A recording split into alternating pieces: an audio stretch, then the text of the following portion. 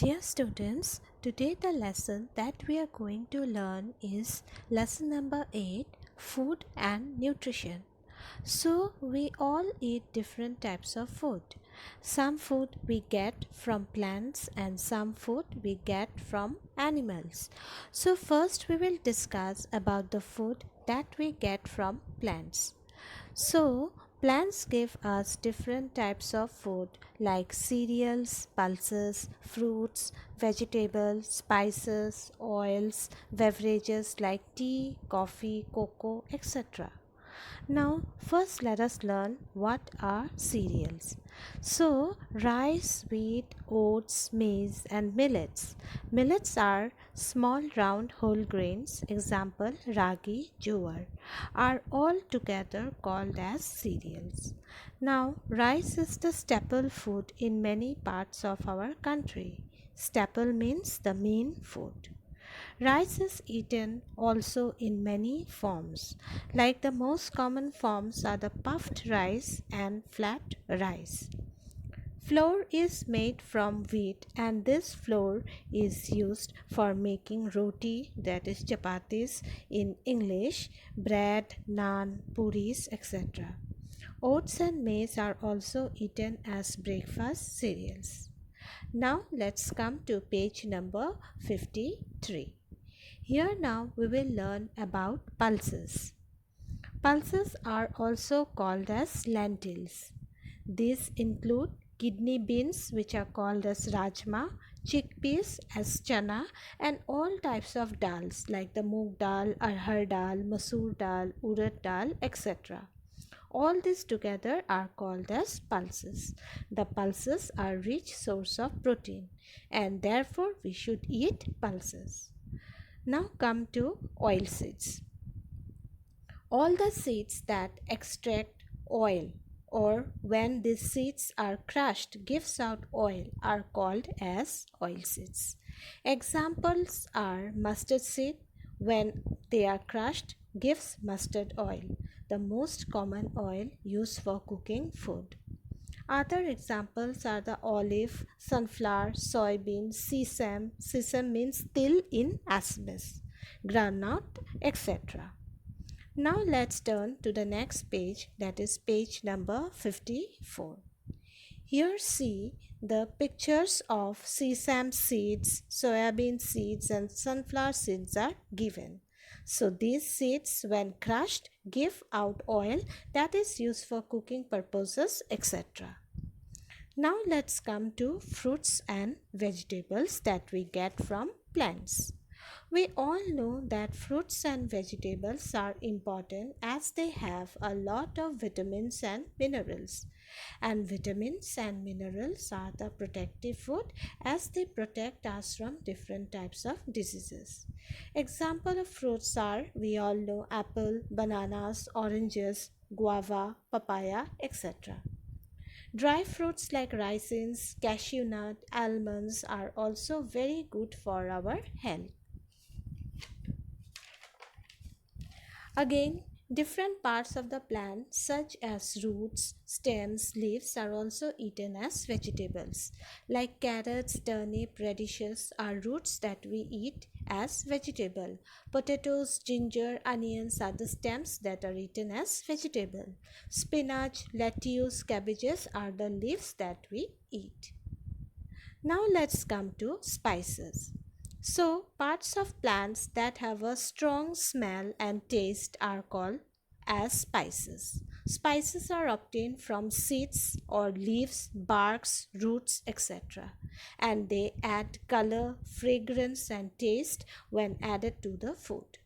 Example are cloves, pepper, cardamom, turmeric, bay leaf, cinnamon, etc. So this we all discuss about food that is obtained from the plants. Now let's turn to page number 55. Here let's discuss about food that we get from animals. So cows, buffaloes, camels, yak, goats all give us milk.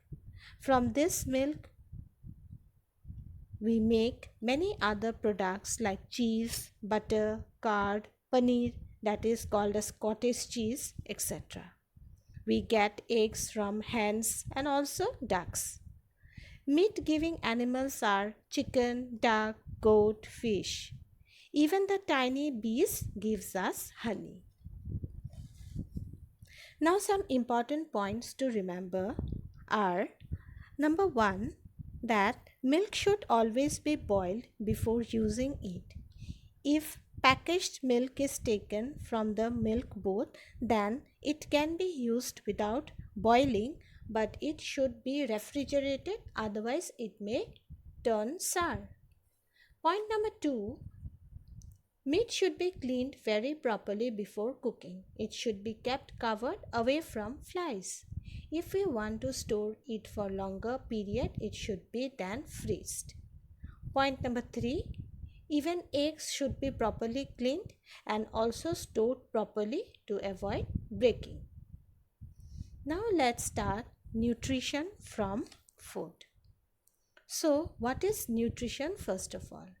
Nutrition is the process of taking in food and utilizing the food for the proper growth and development of the body.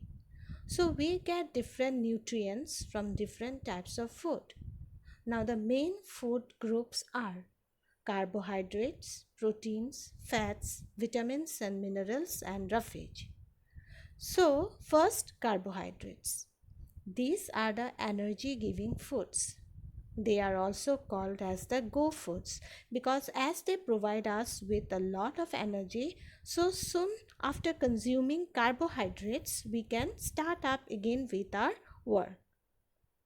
Sugar and starch are the main types of carbohydrates present in our food. Example of carbohydrates are rice, wheat, milk, potato, etc. Now let's turn to page number 56. Here we'll learn about proteins.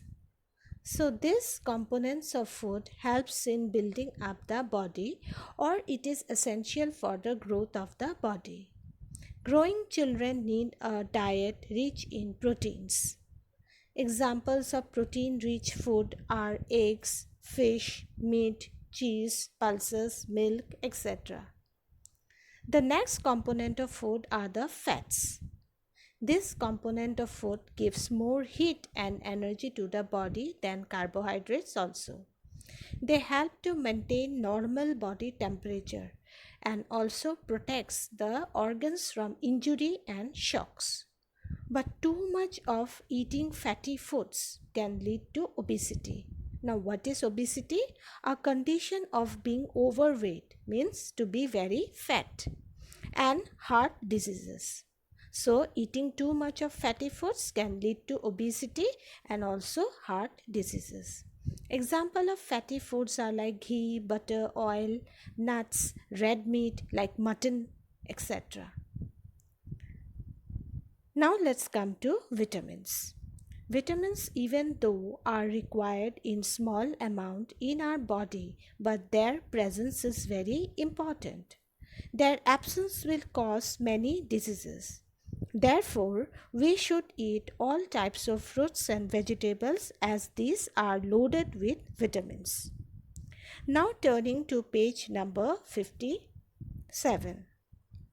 Here are examples of vitamin containing foods like milk, fish liver oil, eggs, and all fruits and vegetables are example of vitamin containing food. A type of vitamin, that is the vitamin D, which is required for healthy bone, is freely available in sunlight. The morning sun rays are full of vitamin D.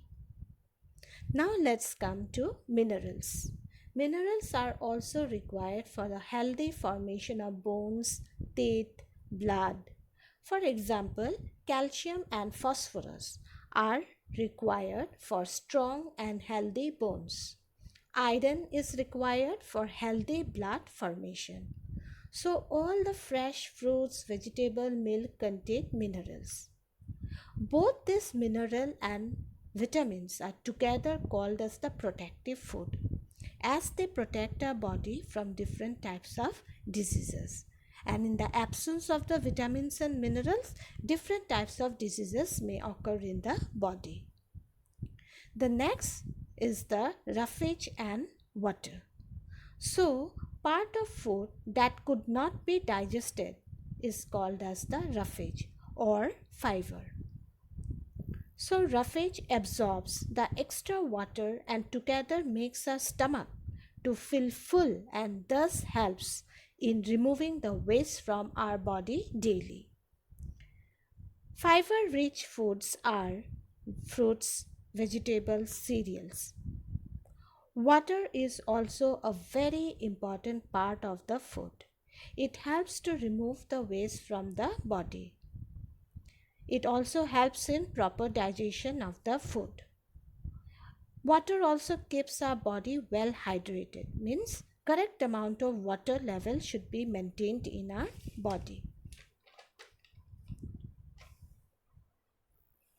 So when all these components of food, that is carbohydrates, protein, fats, vitamins and mineral, roughage are present in correct amount in our diet, then it is called as balanced diet. Now let's turn to page number 58. In this page we will learn how crops are grown in the fields and how they reach the shop and then how it reaches our home. So the first step is the ploughing of fields by the farmers. The farmers here prepare the field by leveling the soil of the field and loosening the soils in the fields so the seeds can be sown easily. Some farmers use tractors for ploughing their large fields, others use oxen to plough their fields. Then comes adding manure and fertilizer to the field to make it fertile and rich in nutrients so that healthy crops can be grown there. After this, seeds are sown in the fields. Then seeds grow into small saplings. These saplings should be watered regularly. Watering the crops in the field is called as irrigation. Also, insecticides means chemicals to kill the insects, and pesticides. They are the chemicals to kill the pests like rats, locusts, etc. should be sprayed in the field. After about 6 months, crops are cut and this process is called the harvesting. In the next process, grains are separated from the plants by a process called threshing. Then the last process is winnowing, where husk means the external rough cover of the grain is removed. These grains or crops are now packed and sent to the wholesale shops, which are also called as mandis. Sometimes before sending the crops to the mandis, these are sent to some special factories for polishing the grains. From the wholesalers, the shopkeepers called as retailers buy the crops, and from this retailer shopkeeper we buy and bring to our homes. So we are the consumer. So the wholesalers are called also as the mandis. The grocery shopkeepers are called as the retailers, and we customer who buy the crops or the food products from the grocery shopkeeper, we are called as the consumers. So now in page number 59, we will discuss another topic about eating together. So people eat together to celebrate different occasions like wedding, picnic, or also during festivals like Durga Puja, Holi, Guru Parv, Eid, etc. Like during Langar. Now Langar is a community meal, that is people eat together in the Gurudwara. This is a simple meal offered free of cost, means without taking any money, to people in the Gurudwara. Next, let's discuss about the midday meal. So midday meal is also arranged in the schools. This midday meal scheme was started by the government so that every child gets to eat a hot and healthy meal. Now let's turn to page number 60. So this scheme, it encouraged children to come to school. For like some children who belong to the poor families who cannot afford two times meal a day, they are encouraged to come to school at least where they will get to eat the midday meal. Also, it teaches children to share food and eat together. Next, see, there are two stories related to food prepared during special occasions. So, first one is a story described about Urmila, who is very happy as her son, daughter in law, and grandchildren will visit her during Bihu. So, Bihu, we all know, is the harvest festival of Assam. Harvest festival means after cutting the crops in the field, this festival of Bihu is celebrated. Urmila is teaching her daughter-in-law Aarti to prepare pithas. Aarti enjoyed making sunga pitha the most. For making the sunga pitha, firstly a batter is made with rice flour and water. Then a bamboo tube closed at one end and open on the other end is filled with the batter. The opening of the bamboo tube is closed with hay after filling it with the batter, and this is roasted on low fire. After some time, the pitha is taken out of the bamboo tube and served with hot milk and jaggery. So this was all the preparation of Urmila and her daughter-in-law for the Bihu festival, and all the children and neighbors enjoyed the Bihu meal together. Next is the story of Harshin and Daman, who were getting ready to go to the Gurudwara with their grandfather, as it was Guru Nanak Jayanti. Their parents and grandmother already went to Gurudwara early morning to help in the preparation of langar. So Harshin and Daman's father was stirring halwa. Their mother and grandmother were making chapatis in huge tandoor. Now let's turn to page number 61. Here we see that their neighbor Manpreet auntie was washing the leaf plates. Harshin, Daman and their grandfather lay out the rugs for people to come and sit on the rugs and have their langar. So we can say that no celebration is complete without food. Again, there are some food items that are specially made in some festivals only.